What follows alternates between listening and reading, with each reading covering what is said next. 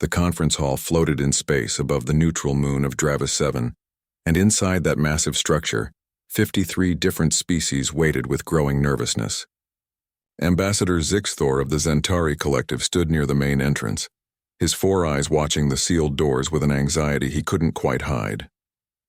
The Peace Summit had taken 2 years to organize, and every major galactic power had sent their best diplomats to this historic meeting. Every species except one had arrived on time. The humans were late. Zixthor's translator crystal flickered as he turned to speak with Ambassador Kira of the Plume Commonwealth. She was a bird-like creature with bright blue feathers that kept ruffling despite her attempts to appear calm. Perhaps they misunderstood the invitation, Kira chirped, her voice carrying a hope that neither of them truly felt. The translation matrices can be unreliable when dealing with newly discovered species. Zixthor made a low humming sound that his species used to express doubt. They confirmed their attendance 3 cycles ago, he said quietly. The humans were quite enthusiastic in their response. They sent 17 separate messages assuring us they would attend. The word enthusiastic made Kira's feathers stand up even more. 17 messages seemed excessive for a simple confirmation. It suggested either incredible eagerness or something more troubling. In the 6 months since humanity had been discovered at the edge of the galactic rim, the reports from border patrols had painted a concerning picture. Human ships moved through space with aggressive efficiency, their engines burning hot and their trajectories suggesting constant readiness for evasive maneuvers. Human communication frequencies were filled with references to tactical superiority, defensive capabilities, and something called strategic positioning. The few long-range observations of human worlds showed cities built with bunker-like architecture and transportation networks that seemed designed for rapid military deployment. Ambassador Thraln of the Aqueous Mines bubbled over to join the conversation. His species lived in water-filled environment suits, and his translated voice carried an undercurrent of nervous energy. "Do you think they will be aggressive?" he asked.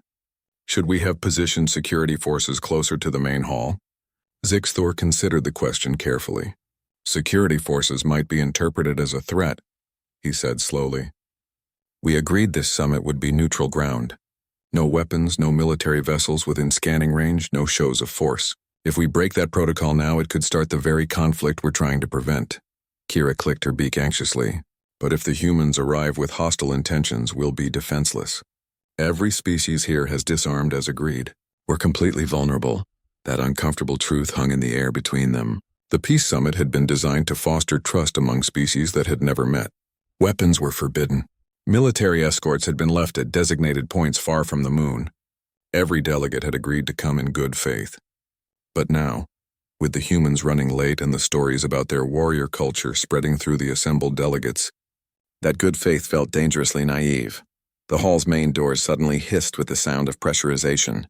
Every conversation in the massive room stopped instantly. Hundreds of eyes, sensors, and awareness fields turned toward the entrance as the doors slowly opened. 3 humans stepped into the conference hall, and the silence that followed was so complete that the ventilation system seemed loud by comparison. Captain Jake Morrison led the human delegation. He was tall by the standards of his species, with dark hair cut very short in what appeared to be a military style. His uniform was deep blue with gold trim, and across his chest were rows of colorful ribbons that caught the light as he moved. Behind him walked 2 more humans. Lieutenant Commander Amy Sullivan had blonde hair pulled back tightly, and her uniform matched Jake's in style and decoration. Dr. Peter Hayes wore similar attire, though his ribbons were arranged in a different pattern. All 3 moved with a synchronized precision that spoke of extensive training. Jake's eyes swept across the assembled delegates in a smooth motion that took in every detail of the room. Amy's hand rested casually near her hip, exactly where a weapon holster would typically sit, though she carried nothing on her belt. Peter's gaze lingered on the structural supports of the hall, then moved to the emergency exits, then to the placement of the various delegation platforms. Every movement, every glance, every gesture suggested beings who were constantly assessing their environment for threats. "Greetings," Jake said, and his voice was amplified by the translation matrix to reach every corner of the hall. "On behalf of the United Earth Coalition, we thank you for this opportunity to meet with the galactic community. We are honored to be here." The words were diplomatic and appropriate, but the way Jake stood suggested a soldier at attention rather than a peaceful diplomat. Zixthor forced himself to step forward and respond. "Welcome, humans," he managed to say, keeping his voice as steady as possible. "We are pleased that you could join us. Please take your designated position." The three humans walked through the hall toward their assigned platform. Every delegate in their path unconsciously moved aside, creating a wider corridor than protocol required. Jake smiled at those nearest to him, apparently trying to be friendly, but his smile only made several delegates activate their personal shielding. There was something about the way humans smiled that showed their teeth, and teeth meant predators. When the humans reached their platform, Amy produced a sealed container from her uniform pocket. "We brought gifts," she announced, holding up the container for everyone to see. "Cultural exchange items as requested in the summit guidelines. We wanted to share something of Earth with all of you." 3 separate security systems immediately scanned the container. Delegates held their breath as the scanners analyzed the contents for weapons, biological hazards, and chemical threats. When all 3 systems confirmed the container held only data storage devices, a collective exhale rippled through the room. Zixthor approached on shaking legs and accepted the container with trembling appendages. "Most generous," he said, his translator struggling to keep his voice neutral. "These cultural exchanges will help us understand each other better. Shall we begin the formal proceedings?" Jake's smile widened, and several more delegates discreetly activated their shielding. "Absolutely," the human captain said with genuine warmth in his voice. "We're really excited to be here. Earth has waited a long time to meet other intelligent species. We've hoped for this day since we first looked up at the stars. We're here to make friends with everyone." The way he emphasized the word friends carried an odd intensity that Zixthor's translator interpreted as either passionate sincerity or a barely veiled threat. Zixthor decided to assume it was a calibration issue with the translation matrix. It had to be a calibration issue. The alternative was too frightening to consider. He gestured toward the central speaking area and tried to keep his voice welcoming. "Then let us begin," Zixthor said. "The summit will proceed according to traditional protocols. Each species will have the opportunity to present their values, their hopes for galactic cooperation, and their vision for peaceful coexistence. We start with introductions." The humans took their positions on their platform, standing in a way that suggested both attentiveness and readiness. Jake kept his hands clasped behind his back in a military posture. Amy stood slightly to his right, her eyes constantly scanning the room. Peter held a data pad and occasionally made notes with focused intensity. Zixthor returned to his own platform and activated the central display. "Let the first Galactic Peace Summit begin," he announced formally. "May this gathering mark the start of a new era of understanding among all species." Around the hall, delegates settled into their positions with varying degrees of nervousness. The humans remained standing at attention, apparently eager to participate. Zixthor noticed how their platform was now ringed by empty space as other delegations had unconsciously shifted away from them. The humans didn't seem to notice this isolation. They simply waited with patient readiness, like predators confident in their ability to handle whatever came next. The first session of the Peace Summit began with traditional introductions, and each species took turns presenting their cultural values and diplomatic priorities to the assembled delegates. The Zentari spoke eloquently about harmonious coexistence and the importance of finding balance between different civilizations. Ambassador Kira of the Plume Commonwealth emphasized mutual prosperity through trade and shared knowledge. The silicon-based Grexians, whose thought processes operated on timescales far slower than most organic species, advocated for patient understanding across different forms of consciousness. Each presentation followed a similar pattern of peaceful philosophy and cooperation, and the atmosphere in the hall gradually became more relaxed as species after species demonstrated their commitment to diplomatic solutions. Then came humanity's turn, and the tension returned instantly. Jake Morrison stood at the central podium with the same military posture he had maintained since arriving. His hands gripped the edges of the podium firmly, and when he began speaking, his voice carried a confidence that made many delegates unconsciously lean away from their translation receivers. "Earth has had a complicated history," he began, and those simple words immediately captured everyone's complete attention. "For thousands of years, we were divided into hundreds of separate nations. We fought wars over territory, resources, beliefs, and sometimes just because we feared each other. Many, many wars. A murmur rippled through the assembly like a wave of nervous energy. Several delegates activated their personal shielding systems with audible clicks and hums. Ambassador Threln's water-filled suit bubbled more vigorously as his anxiety increased. Zixthor felt his circulatory system accelerate to dangerous levels. The humans were openly admitting to a history of constant warfare, as if it were a normal thing to discuss at a peace conference. Jake continued without seeming to notice the reaction his words had caused. "But we learned from those conflicts," he said, his voice taking on an almost prideful tone. "We learned that conflict resolution requires strength, vigilance, and the willingness to defend what matters most. We learned that peace isn't just the absence of war. It's something you have to actively protect and maintain." Amy Sullivan advanced the presentation display to show images of Earth. The planet was beautiful, with blue oceans and green continents and white clouds swirling in atmospheric patterns. Cities gleamed under sunlight, their towers reaching toward the sky.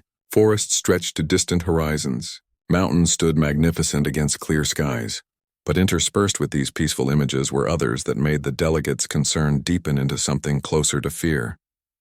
Battlefields had been preserved as historical sites, with markers and monuments explaining what had happened there.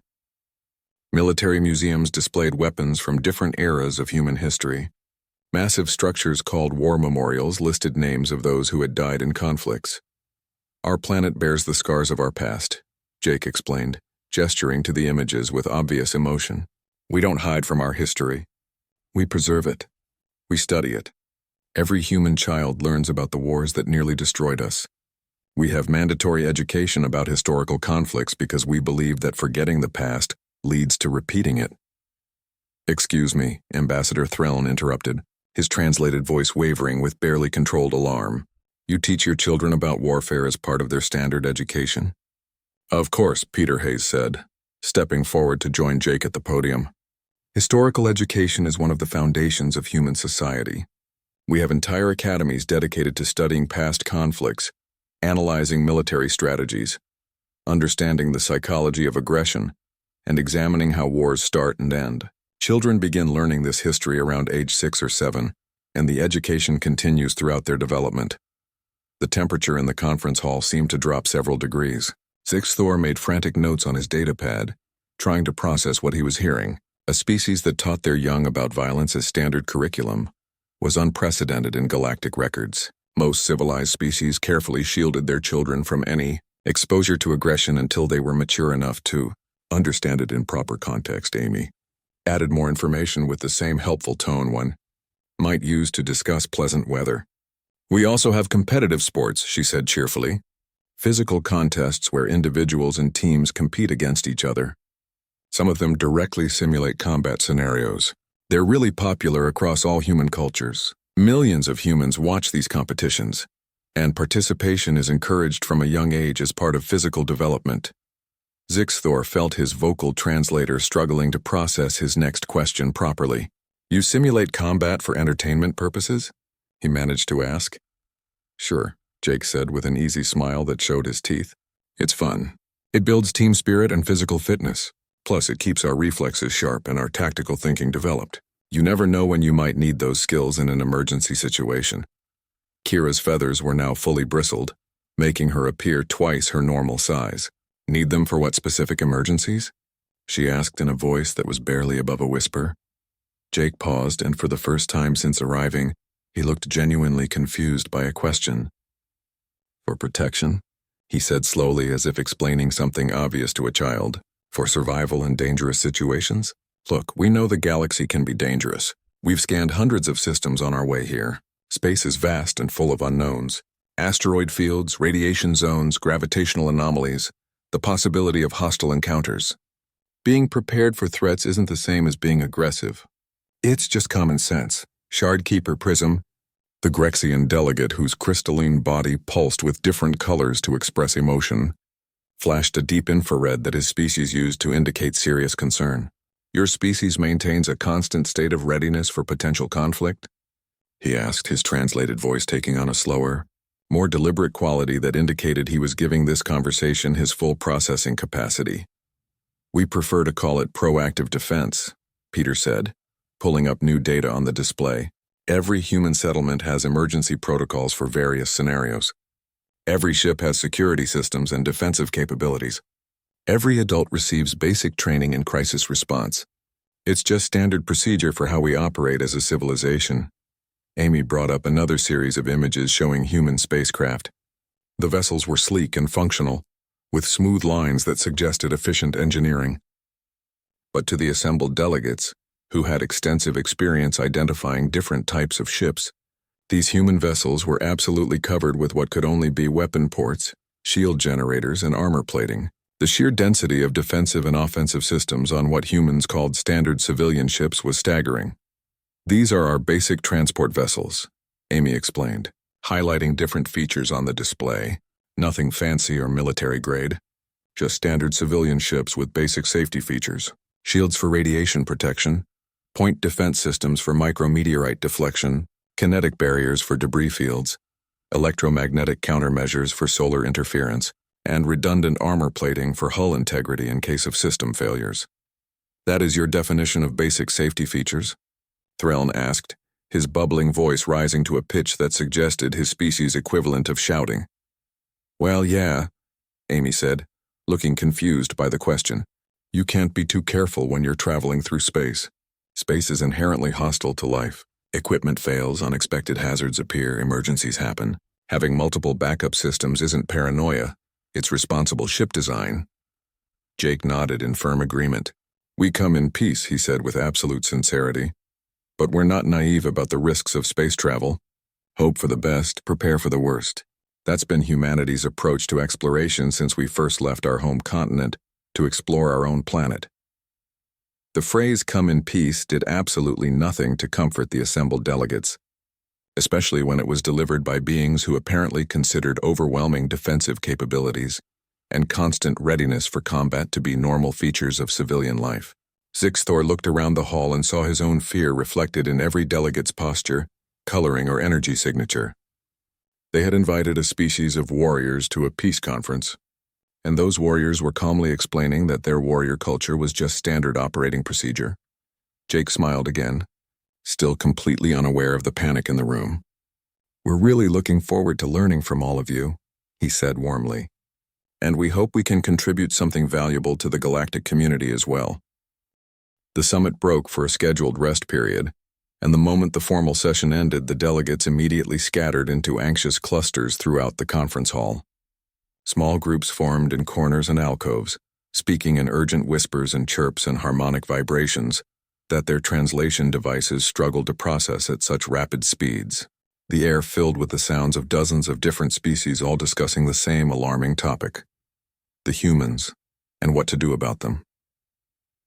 Kira found herself surrounded by a cluster of nearby ambassadors, all of whom looked to her with expressions of shared concern.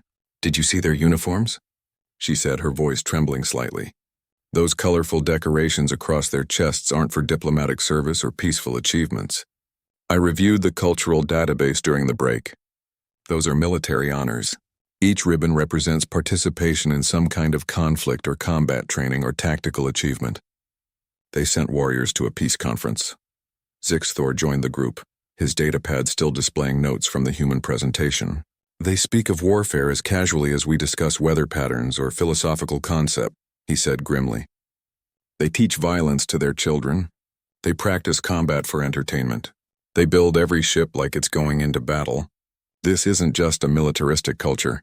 This is a species that has made conflict preparation their default state of existence.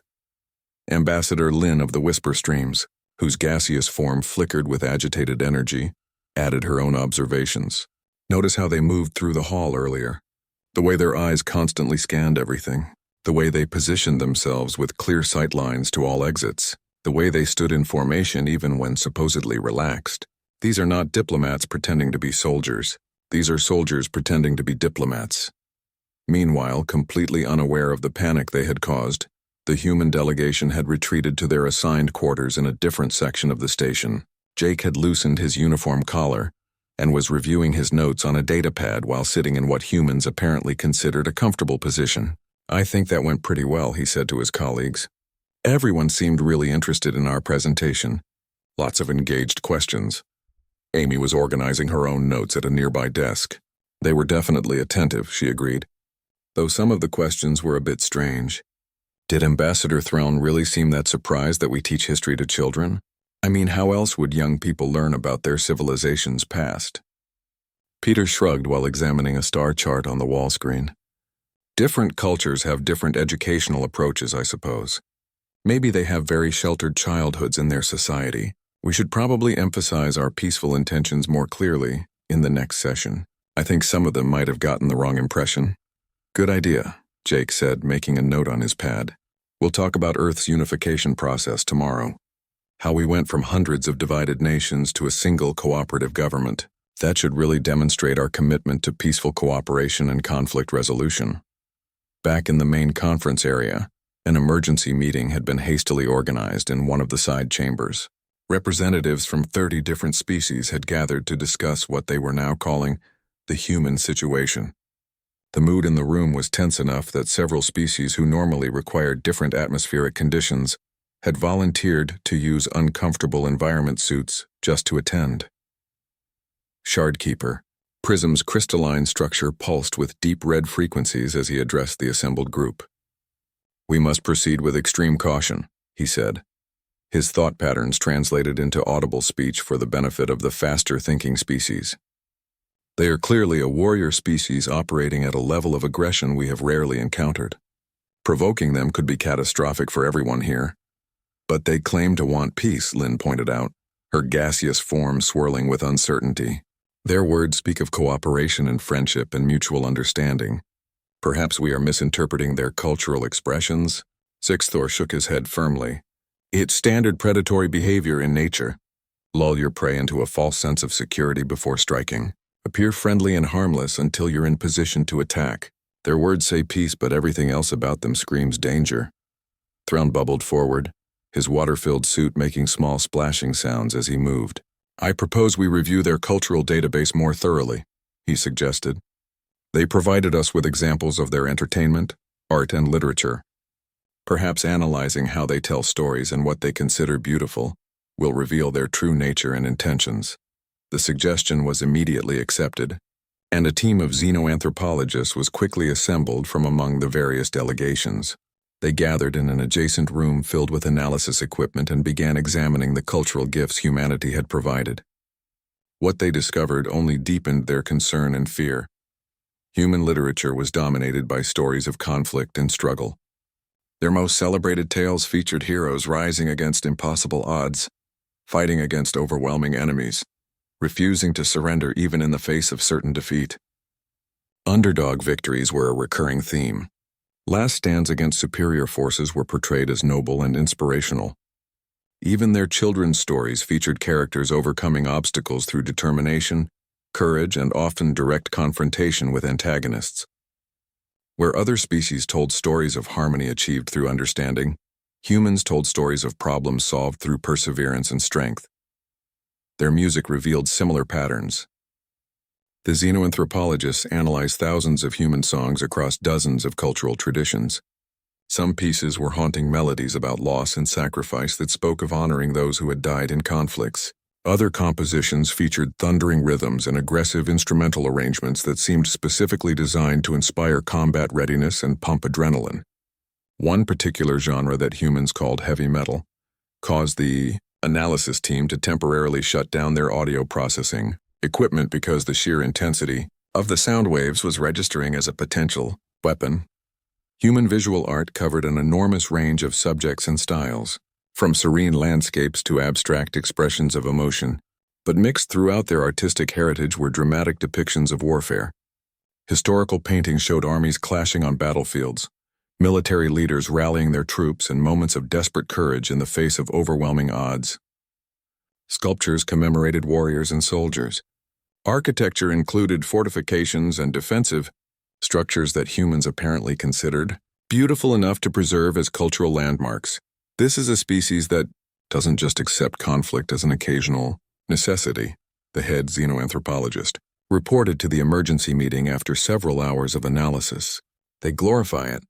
Every aspect of their culture reinforces competitive thinking, survivalist mentality, and the expectation that life involves constant struggle. Their entire civilization is built on the foundation of overcoming threats through force and determination. They are apex predators who somehow achieve spaceflight, while maintaining their predatory instincts fully intact. The report was met with heavy silence. Finally, Kira spoke in a voice barely above a whisper. "What do? We can't fight them. We're a peaceful gathering with no weapons and no military support anywhere nearby. If they decide to take hostile action, we're completely defenseless." Sixthor had been considering this exact question for the past several hours, and he had reached a conclusion that left him feeling hollow inside. "We give them whatever they want," he said flatly.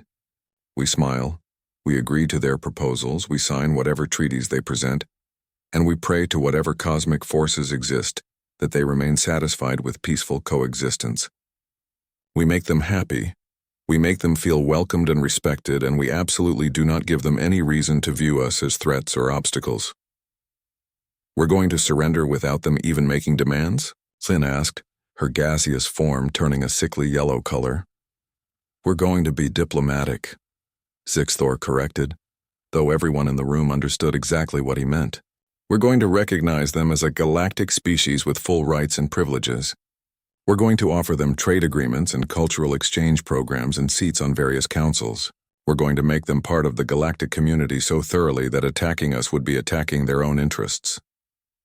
Shardkeeper Prism pulsed with reluctant agreement.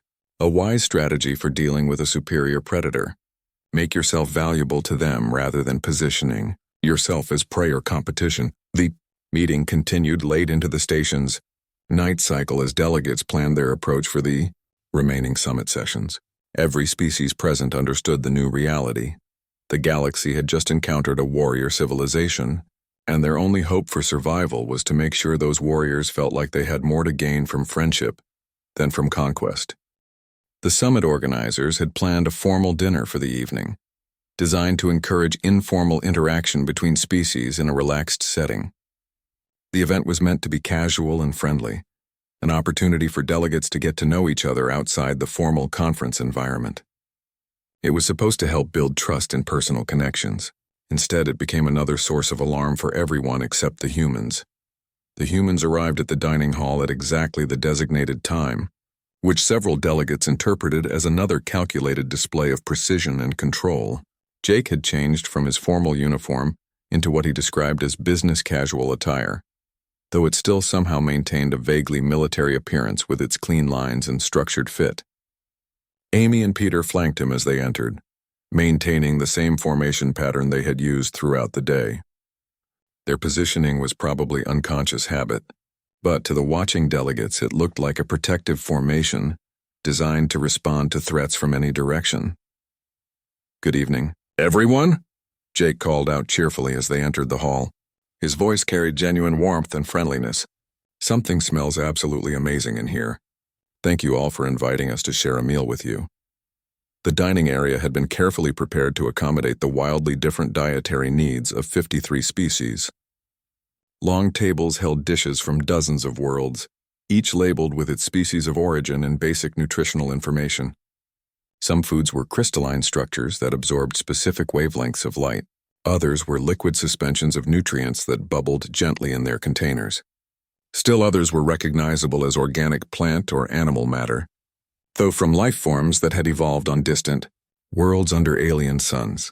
The humans headed directly toward the buffet tables with the confident stride of people who were genuinely hungry and looking forward to eating. Their approach caused a small wave of delegates to discreetly move away, creating an open space around the food stations. Jake, Amy, and Peter seemed not to notice this reaction as they began examining the various dishes with obvious interest. Peter picked up a serving utensil and pointed at a dish that the Hrang Collective had contributed. "Is this actual animal protein?" he asked, looking toward Ambassador Wuth, whose reptilian scales were rippling with nervous energy. "Yes," Wuth replied carefully, his forked tongue flicking out to taste the air in what his species did when stressed. "It is meat from a grazing creature native to our home world. Is that acceptable to your species? Or do you require different nutrition?" "Acceptable? This looks delicious," Peter said enthusiastically, placing a generous portion on his plate. We're omnivores. We can eat pretty much anything organic. Plants, animals, fungi, even some bacterial cultures if they're prepared correctly. Our digestive systems are pretty adaptable. The carnivorous species in the room suddenly felt an uncomfortable kinship with humanity. The herbivorous species felt something much closer to existential dread. A species that could eat anything was a species that could survive anywhere.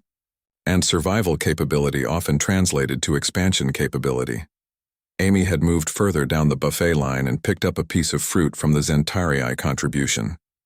The fruit was beautiful, with a crystalline exterior that caught the light and refracted it into rainbow patterns. This is gorgeous, she said admiringly. What is it called? Zixthor, who had been watching the humans from a safe distance, stepped forward reluctantly. That is Crick's fruit, he explained with careful precision. It contains mild alkaloid compounds that my species finds pleasant and stimulating.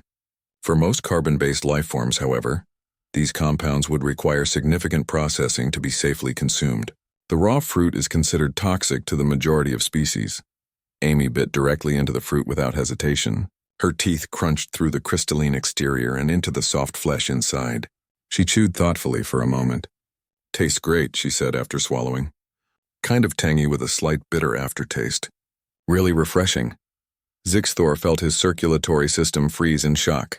You just consumed unprocessed Crick's fruit, he said, his translator barely managing to convey his disbelief. The alkaloids in that fruit are genuinely toxic to most species. They can cause neural disruption and systemic failure. Amy paused with the fruit halfway to her mouth for another bite. Should I not have eaten this? She asked with concern. I'm sorry if I violated some cultural protocol. The concern is not cultural, Zixthor said quickly. The concern is biological. That fruit should be poisonous to you.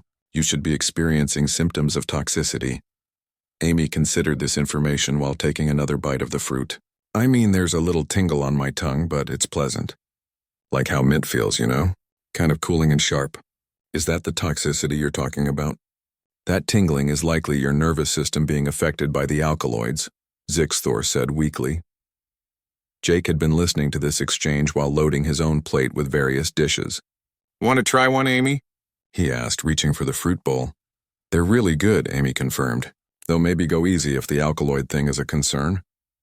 Our species has pretty robust digestive systems, Jake said to Zixthor while examining a Crick's fruit. We evolved eating a wide variety of plants and animals, many of which had natural toxins as defense mechanisms. Our bodies got pretty good at processing chemical compounds that other species might find harmful. It's one of the advantages of being adaptable omnivores. Peter had moved on to a conversation area where several delegates were discussing galactic geography and trade routes. He pulled up a holographic display from his personal data pad and gestured for others to look. We've been doing extensive mapping of the local sector during our journey here, he explained enthusiastically. Found some really interesting astronomical phenomena, lots of unexplored regions with fascinating stellar formations. We also noticed there are quite a few areas that seem to be completely uninhabited, which struck us as odd given how much habitable space is available there. Threln bubbled over cautiously, his water suit sloshing with his movement. Which uninhabited areas are you referring to specifically? Peter highlighted several regions on the map with quick gestures. These zones here, here, and here. They should be perfectly suitable for colonization based on our scans. Good mineral resources, stable stellar activity, multiple planets in habitable zones, but there's no active communications traffic, no satellite networks, not even any probe activity. We figured they were just undeveloped or maybe abandoned for some historical reason. Is there a story behind why nobody has settled there? The delegates who had gathered to watch the display exchanged nervous glances. Those regions Peter had highlighted so casually were areas that the galactic community considered far too dangerous for permanent settlement. Gravitational anomalies made navigation treacherous. Radiation fields from nearby stellar phenomena made long-term habitation hazardous. Environmental conditions were harsh enough that maintaining colonies would require constant resource investment with minimal return. Those regions are considered hazardous, Shardkeeper Prism explained carefully, his crystalline body pulsing with cautious yellow light. The gravitational stresses and radiation levels exceed safe parameters for most species. We have designated them as exclusion zones for safety reasons. Oh, we definitely noticed some environmental challenges, Peter said dismissively with a wave of his hand. The radiation levels were higher than we'd prefer for unshielded exposure, and the gravitational variations required some careful navigation. But nothing our standard shielding systems couldn't handle. The radiation was well within acceptable parameters for human habitation with basic protection. We actually thought those areas might be useful for establishing research outposts or observation stations. You consider those radiation levels acceptable? Kira asked faintly, her feathers lying flat against her body in shock. With proper shielding, sure, Peter confirmed. We have colony ships that are designed to handle much worse conditions. Earth's early space stations had to deal with pretty intense radiation from solar activity. So we developed good protection technology early in our space program. It's all pretty standard stuff now. Jake had joined the conversation, carrying 2 plates loaded with food from various species contributions. We were actually thinking about requesting permission to set up some monitoring stations in those exclusion zones, he said between bites of something that looked like purple vegetation. They'd be excellent strategic positions for observing stellar phenomena and tracking shipping lanes. Plus, the isolation would make them perfect for certain types of scientific research that require low background interference. If nobody else is using that space, it seems wasteful to just leave it empty. The word strategic hung in the air like a physical weight. Zixthor felt a cold sensation spreading through his body. The humans wanted to build installations in the most dangerous regions of local space, and they were describing it as if they were discussing a minor real estate transaction. Amy had found her way to a different group that was discussing economic cooperation and trade agreements.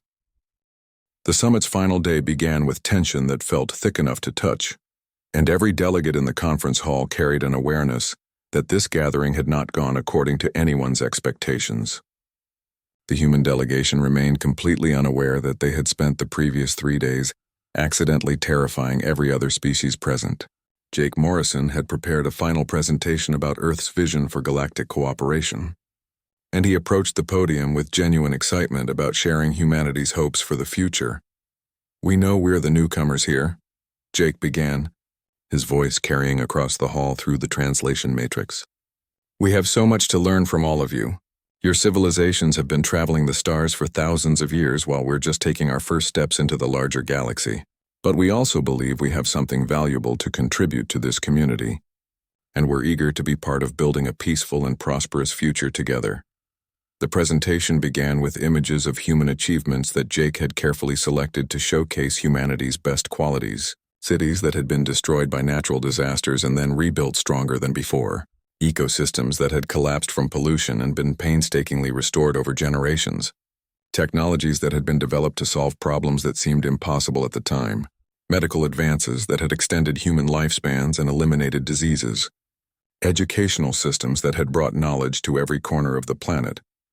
But what stood out to the watching delegates was the context in which all these achievements had occurred.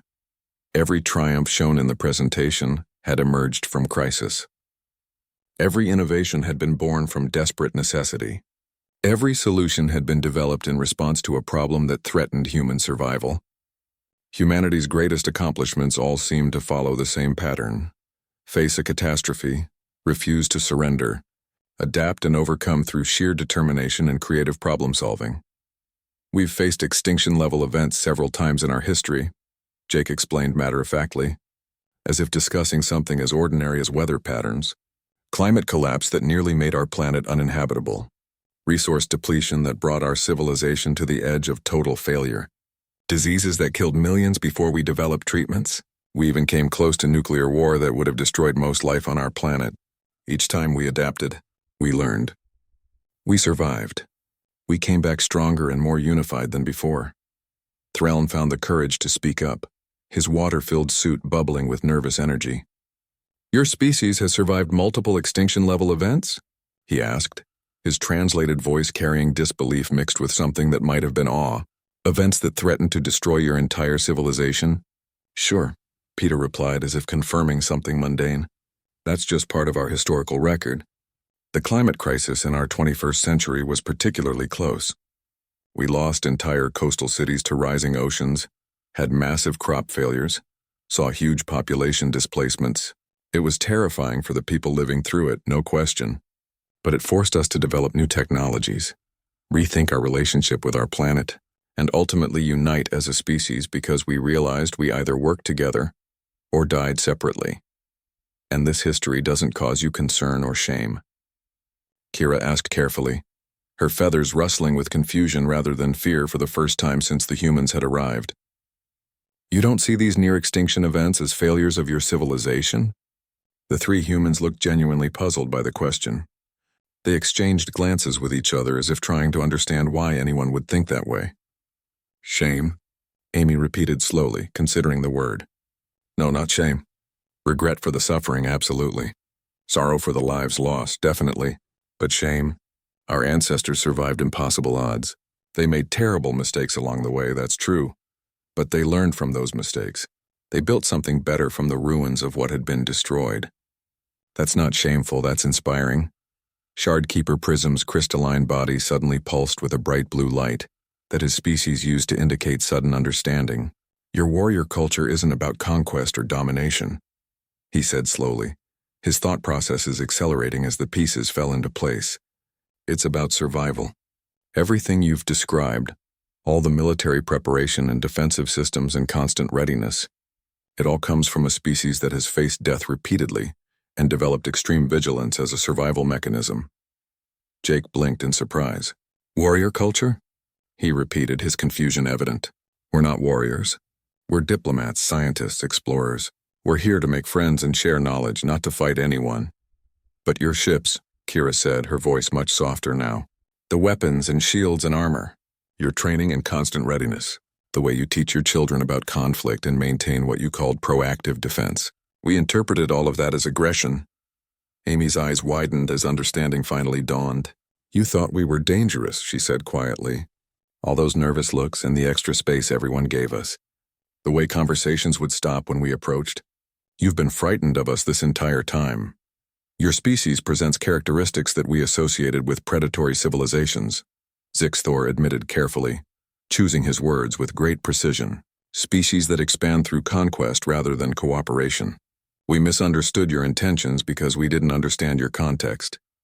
Peter ran a hand through his hair, a human gesture that seemed to express frustration mixed with embarrassment. We're not here to hurt anyone or threaten anyone, he said earnestly. We just don't want to be caught unprepared if something goes wrong. Because in our experience, something eventually always goes wrong. Equipment fails. Disasters happen. Threats emerge from unexpected directions. Being ready for problems isn't the same as looking for fights. That seems like a rather dark view of the universe, Threln observed, though his tone was more thoughtful now than fearful. Is it? Jake asked genuinely. We prefer to think of it as realistic optimism. Yes, bad things happen. Accidents occur, systems fail, nature doesn't care about our plans. But if you're prepared for those possibilities, if you have backup systems and emergency protocols and the skills to handle crises, then you can deal with whatever comes and come out okay on the other side. Hope for the best, prepare for the worst. That's not pessimism. That's just being responsible. A long silence filled the conference hall as delegates processed this new understanding. The humans weren't threatening because they wanted to conquer or dominate. They were threatening because they came from a world that had tried to kill them repeatedly, and they had survived by developing an almost paranoid level of preparedness. Their warrior culture wasn't about glorifying violence, it was about refusing to be victims ever again. Zixthor felt something fundamental shift in his perception. We owe you an apology, he said slowly. We judged you based on our own fears rather than trying to truly understand you. We saw threats where you only intended caution. We interpreted preparation as aggression. Jake smiled, and this time several delegates noticed that the smile reached his eyes in a way that suggested genuine warmth rather than a predator's display of teeth. No apology needed, he said kindly. First contact is always complicated. Cultural misunderstandings are inevitable when species with completely different experiences try to communicate. We probably came on too strong with our presentation. We should have been more sensitive to how our history might sound to people who haven't lived it. Perhaps we can learn from each other, Shardkeeper Prism suggested, his crystalline body now pulsing with warm green light. Your species has survived circumstances that would have destroyed most civilizations we know. That experience has value and represents knowledge that could benefit everyone.